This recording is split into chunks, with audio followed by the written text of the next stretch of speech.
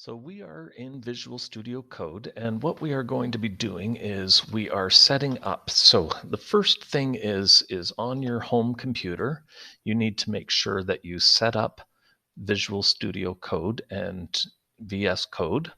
And if you look at the WPI First Robotics Competition, installing your software, they've got the installation guide, everything you need to know to be able to install it, whether it's on Windows or Linux.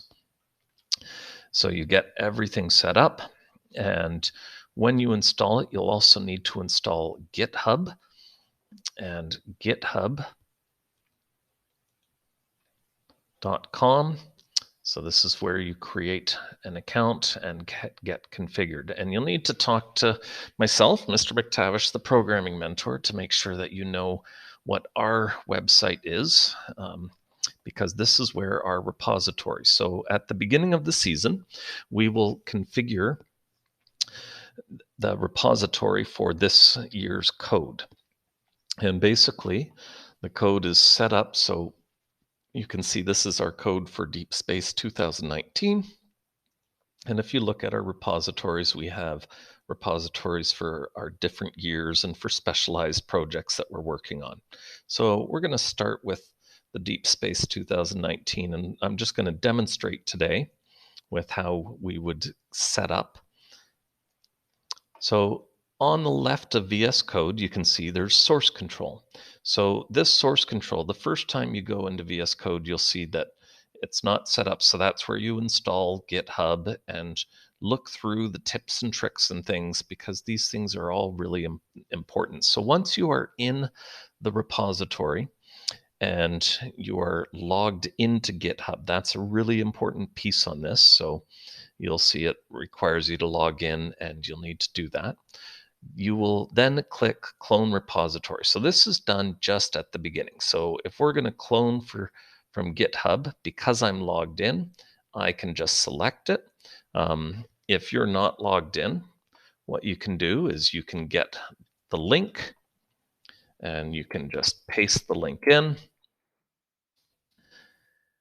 and hit enter, and it should take a moment to just load up. So it's going to ask you, where do you want to store this? So you'll need to find a place on your computer. So I'm just going to store this on my C drive, and users public. I'm doing it in the public because I may have another student working on this, and that way they will be able to access it as well.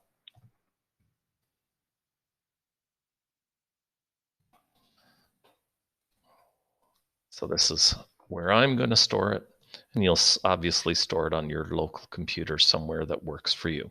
So now it is cloning that repository, and it's going to ask me if I want to open it. I'm going to click open. And it's going to possibly give me a little warning. It's not compatible because this was a program that was done a couple of years ago. So I'm not going to worry about importing it. But if you're using, and you shouldn't have that warning for the current years because we're setting it up on the current year. So here it is. And you can see I've got all the code now that was on the website. So this is the robot code from the website. And I'm just going to switch over to the website and show you there's the robot code. So these are exactly the same. All the text is the same. So what I'm going to do is I'm going to just make a slight change. So I'm going to add a comment. This is my testing GitHub. I've added a little comment, and what I'm going to do, I'm going to close the file. It's going to ask me, do you want to save your changes? I'm going to save them. Now, normally, anytime you've made changes and everything, you would actually compile it to make sure that it's functioning, it's proper. You would test it and everything. But for this example, I'm just going to keep it simple. And now in my source control, you can see it's got that I've modified this file. So I'm going to add a message, and the message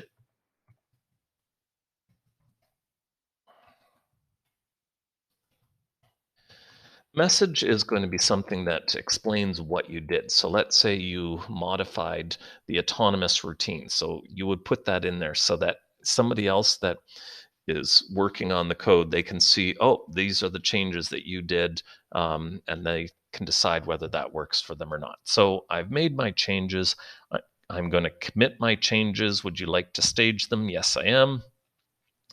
And what I'm going to do is I'm just going to simply push those changes to the website.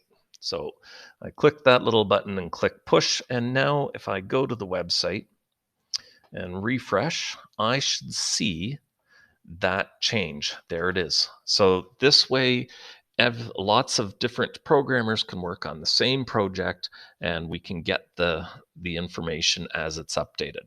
So now let's say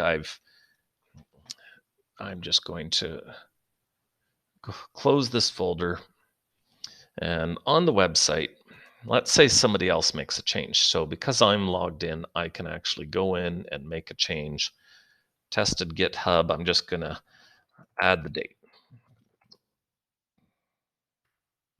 So there we go. I've made my change. And again, when I'm doing it on the website, I can add a description,